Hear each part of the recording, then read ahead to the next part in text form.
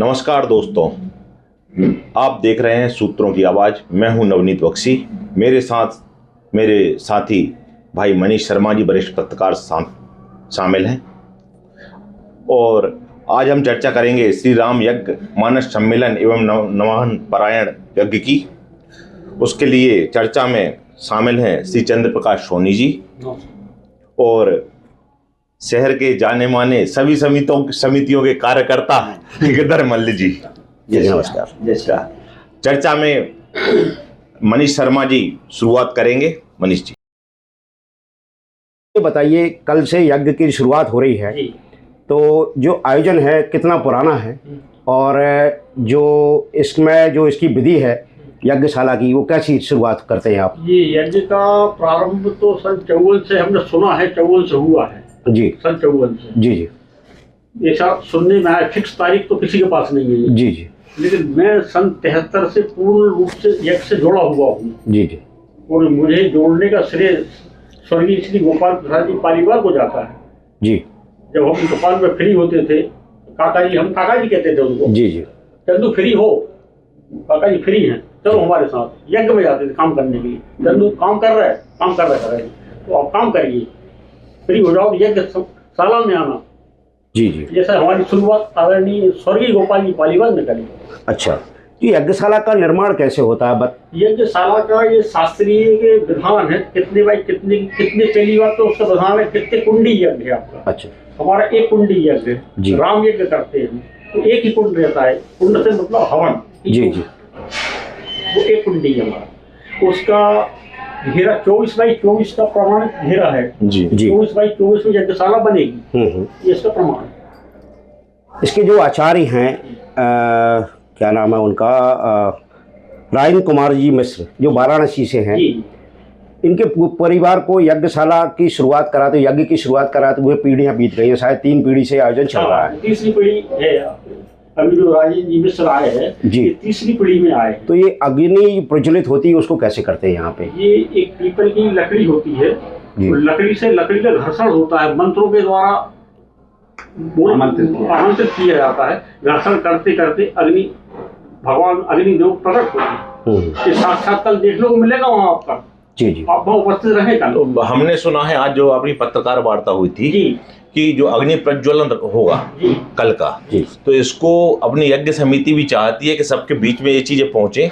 तो इसके लिए सुना है मंगलवार चौराहे की स्क्रीन पर भी ये दिखाया जाएगा और पत्रकार बंधुओं को शायद ये आप वीडियो उपलब्ध कराएंगे, तो ये जनता तक आपके माध्यम से ये चीजें पहुंचे। पत्रकार वार्ता में अपनी बात रखिए जी, समिति साहब स्वीकार करिए आपकी बात को जी। तो कोशिश ये चल रही है जो मंगलवार बाजार में स्कीम लगी उसको बताया जाए और दूसरा यूट्यूब के माध्यम से हम उसकी शूटिंग भी करेंगे। जी जी जी। तो आप घर बैठे भी उसको दर्शन कर सकते हैं। जी जी जी। गिरधर भाई जी, आप लंबे समय से जुड़े हुए हैं इस पूरे आयोजन समिति में। शुरुआत कब से होगी इसकी? मतलब कल से हो रही 22 जनवरी से, कब तक चलेगा और 7 दिन कैसी कैसी प्रतियोगिताएं होंगी, क्या होगा, कौन कौन वक्ता आएंगे? थोड़ा सी जानकारी अगर आपके पास है तो थोड़ा सा बताएं जी। आज देवताओं का आह्वान हुआ जी, और जो ब्राह्मण रहते हैं पिपरिया के जी जी, उन ब्राह्मणों को और जो बाहर से आए हैं उनको गादी प्रदान की जाती है ताकि वह अपनी इन व्यवस्थाओं को संभाल सके जी। अब परसों से, आज से ही परिक्रमा चालू हुए ये लोग। कल हम अग्नि को आह्वान करेंगे, अग्नि को, भगवान को उनका आह्वान होगा और उसके बाद आहुति का क्रम चलेगा और आहुति के क्रम के साथ परिक्रमा का क्रम चलेगा और दोपहर में प्रवचन का कार्यक्रम होंगे। और प्रवचन में हमारे बाहर से जो आमंत्रित वक्तागण हैं, बहुत श्रेष्ठ वक्ता हैं जिन्हें रामचरित्र का बहुत ज्ञान है। वो वक्ता एक मानस प्रभु श्री राम की चरित्र पर, इस पर वो अपने व्याख्यान देंगे, अपनी बात धर्म प्राण जनता के बीच रखेंगे। और इस पिपरिया में जो रामचरित्र मानस यज्ञ है, यज्ञ के साथ जो वैचारिक रूप से लोगों में क्रांति लाने का काम करता है, यह रामचरित्र मानस यज्ञ पिपरिया का एक श्रेष्ठ यज्ञ है। यहाँ बहुत सी विभूतियां आई हैं। बहुत पुराने बैरागी जी हैं, सुंदरलाल जी महंत हैं, कृपालु जी महाराज हैं। इन लोगों ने इस यज्ञ में वैचारिक रूप से अपनी बात रखी है। एक बहुत पहले अभी चल रहा था कि एक ईसाई वो भी आए थे, उन्होंने भी रामचरित्र यज्ञ में अपनी बात रखी थी। आपके उमा भारती जी भी यहाँ इस यज्ञ में आ चुकी हैं। उन्होंने बहुत बाल काल की थी जब उन्होंने प्रवचन यहाँ दिए हैं। तो एक वैचारिक रूप से लोगों में रामचरितमानस के माध्यम से नई पीढ़ी में और मानव कल्याण में उदाहरण देकर अपनी बात को बहुत बाखूबी रखते हैं सभी वक्ता, और लोगों के बिल्कुल नीचे तक उतरती है वो बात और उसका लाभ जीवन में लोग लेते हैं। फिर एक हमारा शाम का सत्र चलता है जी, रात्रि में भी प्रवचन का कार्यक्रम होते हैं। 2 सत्रों में प्रवचन वक्ता अपनी बात रखते हैं। वहीं ब्राह्मण बालकों के जनेऊ संस्कार का कार्यक्रम भी होता है। जनेऊ संस्कार के कार्यक्रम के साथ रामायण का जो पाठन है 9 दिन जी जी अलग अलग हमारे जो रामचरितमानस के खंड हैं उन खंडों का प्रतिदिन पाठ होता है और उस पाठ को वहाँ वक्ता आते हैं बोलते हैं। वहीं हमारे श्रोता जो रहते हैं पढ़ने वाले पाठन हैं वो उनका दोहराते भी हैं। तो रामचरितमानस की भी एक पूरा मंडल में एक जब भगवान के उन दोहे और चौपाई के माध्यम से प्रभु के स्मरण होता है तो इसका एक वातावरण अलग बनता है। प्रतिदिन का एक कालखंड चलता है। सुबह 12 बजे आरती होती है, प्रसाद वितरण होता है, फिर हमारा ये प्रवचनों का कार्यक्रम हो जाएगा, फिर शाम के प्रवचनों का कार्यक्रम हो जाएगा। साथ में इस बार यज्ञ समिति ने एक बहुत अच्छा कार्य किया है कि रामचरित भगवान श्री राम के चरित्र पर हमारे 1 से लेकर 8वीं तक के बच्चों को हमने पेंटिंग के लिए उन्हें आमंत्रित किया। लगभग 200 से अधिक एंट्री इस कार्यक्रम के लिए मिल गई हैं। वहीं दूसरा एक वर्ग और रखा है 9 से 12वीं तक। फिर एक वर्ग रखा है बड़े लोगों का, वह भी अपनी कला पेंटिंग के माध्यम से कोई सबरी जी के चित्र पर बनाना चाहता है, कोई अंगद जी के चित्र पर बनाना चाहता है, कोई केवट जी के चित्र को लाना चाहता है, कोई हनुमान जी के चित्र को।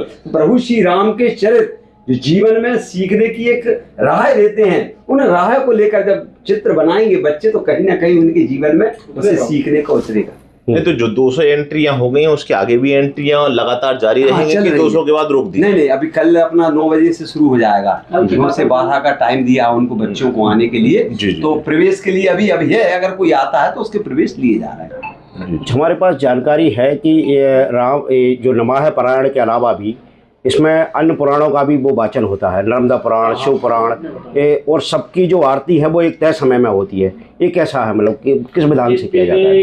क्या है, हवन पूजन चालू होती है 7 बजे से जी, 7 से 9 साढ़े 9 तक तो पूजन ही चालू रहती है। 9 बजे के बाद में हवन आहुति चालू होती है जी। वो आहुति चलती लगभग 1:30-2 बज जाते हैं आरती होते होते जी। ये क्रम रहता है डेली का, 9 दिन ये क्रम चलेगा जी। गिरधर भाई, यज्ञ के दौरान अनुशासन, शुद्धता और मर्यादा ये सब बनाए रखने के लिए आयोजन समिति किस तरीके से काम करती है? देखिए, यज्ञ स्थल पूरा एक पवित्र स्थल है जी। हनुमान दादा की मढ़िया है जी, यज्ञ स्थल है, परिक्रमा मार्ग है जी, रामायण का है, वहीं दूसरी तरफ प्रवचन का है। तो ये सारी शुद्धता का ध्यान बहुत महत्वपूर्ण है। और बाहर नल भी लगाए हैं जी। शुद्धता से व्यक्ति अंदर आए, जूते मोजे हैं। यहाँ तक जो लोग यज्ञ में आते हैं और परिक्रमा लगाते हैं, मैंने देखा है, मैं भी इसका सहसंज में रहा हूँ, तो लोग बेल्ट उतार कर जी बेल्ट उतार कर परिक्रमा लगाते हैं और बड़े श्रद्धा के साथ माताएं, बहनें, भैया सब लोग परिक्रमा का पूरा उनका पूरा एक वो रहता है क्रम, जो पाठ करते हैं वो पाठ करते हैं। शुद्धता का पूरा ध्यान रहता है। लोग यज्ञ के कार्य जो स्थल है वहां अगर कोई को लगता है कि कोई गलत चीज हो गई है या कोई पाउच है कुछ है, उसको स्वयं धर्मप्राण जनता जो आती है उसको दूर करके फिर हाथ धोकर फिर वो अपने क्रम में लग जाते हैं। शुद्धता का बहुत ध्यान है। साथ में जो प्रसाद वगैरह भी बाहर के लोग आते हैं वो भी शुद्धता का ध्यान रखते हैं। नारियल बेचने वाले, चिरौंजी बेचने वाले, वो भी उनके पास पानी रखते हैं ताकि कोई अगर बात है तो वो धो लेते हैं हाथ, फिर आ जाते हैं नारियल लेके। तो शुद्धता का पूरा ध्यान है। सोनी जी, यज्ञ के दौरान वहाँ पे जो लाखों लोग परिक्रमा लगाते हैं, परिक्रमा का महत्व क्या है? मतलब क्यों लगाते हैं परिक्रमा और इतनी तादाद में लगाते हैं और बड़ी नंबर ऑफ संख्या बहुत रहती है? कोई 101 लगाता है, कोई 108 लगाता है, कोई 7 लगाता है, 5 लगाता है, क्या मतलब माना जाता है? एक यज्ञ धार्मिक अनुष्ठान है ये जी। जब 33 करोड़ देवताओं को वास हो जाता है वो अपने आप में एक देवस्थल हो गया वो जी। वो कोई भी चाहेगा इस देवस्थल की मैं परिक्रमा लगाऊं, निश्चित सीधा उद्देश्य यही है जी। 33 करोड़ विराजमान है, एक नहीं 33 करोड़ है यहाँ पे। आपको शांति जी जी आत्म शांति मिलती है अपने को। जी जी आज मैंने 1 से परिक्रमा लगाई, 51 लगाई, ये अपनी आत्म शांति भी होती है, ये इसका मूल कारण है। जी जी। अच्छा गिरधर भाई, अपन मतलब शहर आयोजन समिति जो है वो लोगों से क्या अपेक्षा रखती है कि वो इस यज्ञ में किस तरीके से सहयोग करें? देखिए, यज्ञ पूरा सार्वजनिक लोगों से जुड़ा हुआ यज्ञ है जी। पदाधिकारी और सदस्य तो बहुत संख्या में कम है जी जी। और महत्वपूर्ण रहते हैं। महत्वपूर्ण है जो दूसरे अन्य धार्मिक सामाजिक क्षेत्र के जो कार्यकर्ता हैं वो बहुत मेहनत करते हैं। जैसे आज हम देखें हमारे यहाँ एक भोजन प्रसादी की जो व्यवस्था है धर्मशाला में, जो ब्राह्मण लोग आते हैं, जो यज्ञाचार आते हैं, उनके व्यवस्था के लिए एक अलग टीम बनी है। वो बाखूबी उनका काम है, वो करते हैं। कुछ लोग विच्छाद का काम है, हमारे मजदूर मंडी से जो मजदूर लोग हैं वो चाहते हैं कि हम भी कुछ काम करें, तो उनके लिए विच्छाद की व्यवस्था वो स्वयं अपने हाथों से करते हैं, ऐसी जवाबदारी लेते हैं। कोई ध्वज लगाने का काम कर रहा है, बारीक कंकड़ को बीनने तक का काम हमारे शहर के लोग चाहते हैं कि बहुत व्यवस्थित ढंग से किसी को तकलीफ ना हो। सारे लोग लगते हैं जब कहीं ये यज्ञ सफल होता है। जी जी। हाँ, अनेक समितियों का भी सहयोग रहता है। चल रही है, आप देखेंगे सीमेंट रोड पर दुर्गा मंदिर समिति ने सजावट की है, चौराहा पर हिंदू उत्सव समिति कर रही है, ग्रैंड मर्चेंट लगा रही है, मंगलवार बाजार लगा रहे हैं, किराना बाजार लगा रहे हैं। दवाई एसोसिएशन से निवेदन किया है, वो भी कोई ऐसा प्रोजेक्ट लाना चाहते हैं जिससे कोई शुगर या बीपी की जांच करना चाहे, जिनसे भी बात हुई हो सकता है वो अपना प्रकबला लायंस क्लब से कहा कोई सेवाभावी कार्य करें। साथ में यज्ञ स्थल के नजदीक जितने मकान बने हैं उनसे अभी निवेदन किया कि आप सब लाइटिंग सीरीज लगाएं ताकि एक भव्यता और प्रदान हो, एक ऐसा मनोरम दृश्य दिखे, लोग आए आकर्षित हों और यज्ञ का लाभ लें। तो मैंने भी आज देखा जय माता दी के समिति के जो सदस्य थे वहाँ पे लगातार काम कर रहे हैं। समिति पूरी शुरू से लगी सक्रियता से। तो और भी समितियों को आप आमंत्रण देंगे क्या? वो अगर चाहे तो अपना नहीं समय दें, सब आ सकते हैं। ये यज्ञ कोई एक व्यक्ति समिति का नहीं है, ये सारे शहर का यज्ञ है। अपने पूर्वजों ने इस यज्ञ को करा है और हम चाहते हैं कि नई पीढ़ी आए। मेरे ख्याल से तीसरी चौथी पीढ़ी होगी, नई पीढ़ी आए, वो भी सीखे समझे। नई पीढ़ी सनातन धरोहर को आगे बढ़ा ये बड़ा। इस यज्ञ में आज मेरी अध्यक्ष जी से भी चर्चा हो रही थी पत्रकार वार्ता के बाद, तो उन्होंने एक चीज बताई थी कि यज्ञ में जो आहुतियां तो छूटते रहती हैं, उसके साथ साथ 21 ब्राह्मण बैठ के अलग अलग देवताओं के पाठ करते हैं। जी जी। तो इस पे थोड़ा सा अगर आपको जानकारी हो तो प्रकाश डालिए। इसमें आज जो बरणी ब्राह्मण कार्यक्रम हुआ है, इसमें 27 ब्राह्मण बरणी किए गए हैं। जी। इसको सबको विभाग बांटे गए। हवन करने वाले अलग होते हैं जी, 10 ब्राह्मण। जी। वो हवन का काम उनका। 4 जो अपने पुराण है जी, उनका वाचन करने वाले 4 पंडित अलग अलग हैं, 4 द्वारपाल हैं जी। ऐसे जाके 27 गिनती पूरी होती जब ये ब्राह्मण कैपेसिटी पूरी होती है, अंदर की क्षमता कितने ब्राह्मण चाहिए। 27 ब्राह्मण ये पूरा कार्यक्रम संभालते हैं यज्ञशाला का। जी जी जी। मतलब जाप से लेके सभी प्रकार की चीजें, हवन आहुति सभी चीजें। जी जी जी। शिवाभिषेक जी, ये सब चीजें उसमें सम्मिलित रहती हैं। आयोजन समिति की ओर से आप कोई संदेश देना चाहें अगर नगर को, शहरवासियों को, ऑलरेडी पूरे ग्रामीण क्षेत्र को कि वो यहाँ आए, उसके लिए कुछ जो भी आप रामचरितमानस यज्ञ समिति की ओर से यही कहना चाहूँगा, इस प्राचीन जो धरोहर परंपरा चली आ रही है इसमें अपना योगदान देके समिति को और मजबूत करें, ऐसी मेरी अपेक्षा है। बस पिपरिया के नगर के भाई बहनों से, ग्रामीण क्षेत्रों से आई ग्रामीण बहनों भाइयों से। गिरधर भैया, कई जानकारी हमें नहीं है, आप लंबे समय से जुड़े रहे हैं, कुछ थोड़ी सी और यज्ञ को लेके आपको जो अच्छी मतलब यज्ञशाला में जो स्तंभ रहते हैं उसके बारे में कोई अगर जानकारी है? एक जानकारी मैं गिरधर भैया जरूर लेना चाहूँगा कि क्या ये बाहर से आए हुए लोगों के लिए ज्यादा जरूरी है? जी जी जी। भोजन व्यवस्था कुछ कम शुल्क पे यहाँ उपलब्ध कराई गई है, जिससे बाहर से जो जनता आती है सुनने, उसके भोजन प्रसादी भी हो जाए यज्ञ में। ब्राह्मणों की तो आप कराते ही हैं, उसके लिए भी जो की है। सबसे अच्छी बात नवनीत भाई, मनीष भाई, हम आपको बताना चाहेंगे कि यज्ञ के साथ जितने दिन यज्ञ चलता है तो सदा व्रत का कार्यक्रम भी चलता है। जी जी। वहां से कोई भी आता है तो सदा व्रत अगर हम चलना है तो अखंड सदा व्रत चलता है वहाँ। सदा व्रत में हम लोग क्या करते हैं जी, आटा, जी जी, खिचड़ी, गुड़, कच्ची सब्जी, ये सब सारी चीजें आ चुकी है हमारे पास आज। कल से सजावट चालू हो जाएगा। तो प्रथमवासी मेन है, उनको हम सजावट देते हैं। जब शुरू यज्ञ जब से चालू हुआ, जब से परंपरा चालू है सजावट की।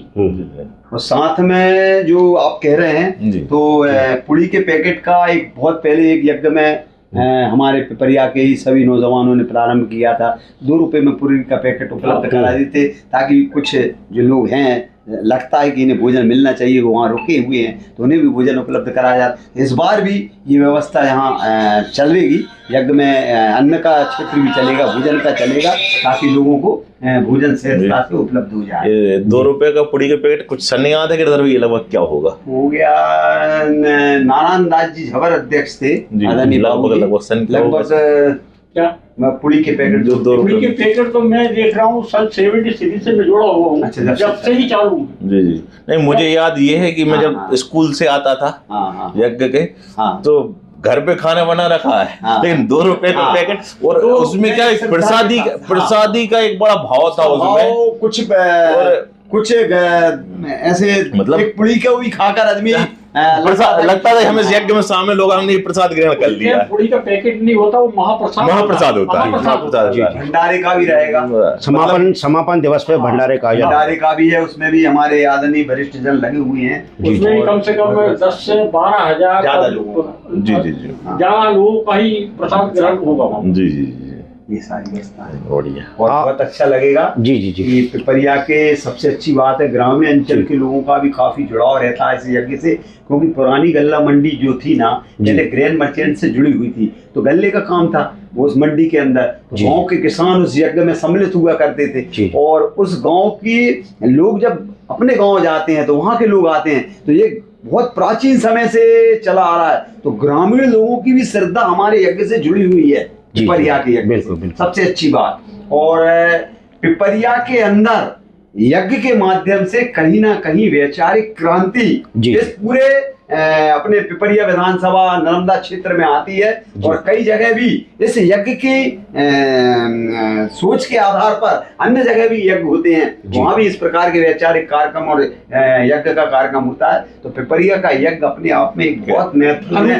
ऐसा लगता है जैसे हम कुंभ में आ गए हैं, कोई बड़े स्थान पर आ गए हैं, धार्मिक स्थान पर, और इतनी शांति मिलती है, आप देखेंगे कि आप लगेगा कि नहीं हम बहुत ऐसा ज्यादातर देखने को मिलता है यज्ञ में पानी गिर जाता है। तो पहले तो व्यवस्था थोड़ी कमजोर थी, कीचड़ हो जाता था।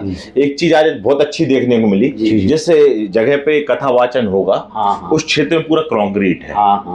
तो इसको आप क्या देखते हैं? मुझे तो ये व्यवस्था बहुत शानदार लगी, बैठने के लिए भी और कीचड़ भी ना। लगातार एक चिंता आपने चर्चा करी यज्ञ के दौरान पानी गिरता है। जी हाँ, जी हाँ। इंद्र देव की विशेष मेहर कृपा होती है। जी हाँ, जी हाँ। जल वर्षा है। जी जी। यदि जल आ गया यज्ञ में, यज्ञ सफल है। हाँ, कहते हैं बूंद भी आ गया तो सफल। हमारे आचार्य लोगों ने बताया है। जी हाँ, जी जी जी। मुझे कंक्रीट की आपने जो बात करी है, तो लगातार यज्ञ समिति जो चिंतित थी कि यज्ञ स्थल अच्छा बढ़िया हो, और इसको लेकर लगातार अपने जनप्रतिनिधियों से बात करते रहे। तो अच्छा नगर पालिका और विधायक जी और सांसद जी सब ने मिलकर जो भी है एक अच्छी व्यवस्था वहाँ कंक्रीट की जो है, बहुत प्लेन जगह है, अच्छी साफ सुथरी जगह हो गई। वहाँ महिलाओं को बैठने की व्यवस्था बनाई है, दूसरी तरफ पुरुषों के लिए भी बैठने की व्यवस्था की गई। बहुत अच्छा लग रहा है और बहुत व्यवस्थित लग रहा है। हाँ, बड़ा सीमित एरिया लग रहा था पहले की जगह कम पड़ेगी, लेकिन पर्याप्त जगह लग रहा है, अब अच्छी जगह लग रही है। प्रभु करेगा सब अच्छा होगा। जी जी। थोड़ा सा और ये जो यज्ञ है मतलब कितने वर्षों बाद होता है? मतलब जी जी, ये यज्ञ हर तीसरे वर्ष की परंपरा शुरू से चली आ रही है। अच्छा अच्छा। हर तीसरे वर्ष यज्ञ का आयोजन होता है और अभी तक होता आया है। मतलब 3 वर्ष में करने का यहाँ पे मतलब उसकी विधि विधान बना हुआ है। और अभी उसमें एक संशोधन और हुआ है जी। पिछले साल से हमने क्या किया है कि 3 साल गैप ज्यादा हो जाता है। अच्छा। तो बीच में कोई ना कोई धार्मिक कार्यक्रम अपन पश्चिम यज्ञ समिति के बैनर के माध्यम से अपन दे। तो अभी हमने श्याम जी मनावत जी उज्जैन वाले उनका कार्यक्रम करा था। आप उसमें आए होंगे शायद। जी जी जी जी मंगलवार जी जी जी।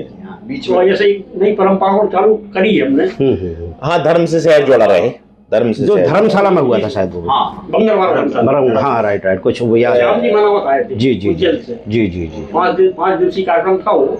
जी, एक जी। नई परंपरा चालू करी है। हम ईश्वर से प्रार्थना करेंगे कि परंपरा निरंतर चालू रहे। जी जी गिरधर भैया, इसके पहले एक बार ये यज्ञ जीन में चला गया था शायद। हाँ, जी, जब जी। वो कोई बारिश या कीच की वजह से ऐसा लगा होगा उस समय कि आवश्यकता यज्ञ समिति ने सोची, तो एक प्रयोग था, लेकिन उसमें देखने को मिला कि वो उसकी जो महिमा है वो हनुमान जी महाराज दादाजी के विराजमान सामने है, सामने ही दादा है। विराजमान है, और लोगों की जुड़ाव है। सबसे अच्छी बात बताना नवनीत भैया इस यज्ञ की, जैसे कुंभ में आमंत्रण नहीं दिया जाता ना, जी, जी। ऐसे इस यज्ञ में आमंत्रण नहीं दिया जाता और लोग कहाँ से आकर इस यज्ञ में आते हैं। बख्शी भी हम तो ये एक बात जान रहे हैं, ये हम और आप नहीं कर रहे, ये हनुमान जी महाराज करवा रहे करवा रहे हैं। हैं। एक निमित्त बनाते हैं किसी को भी, आप बनो चाहे मैं बनूं।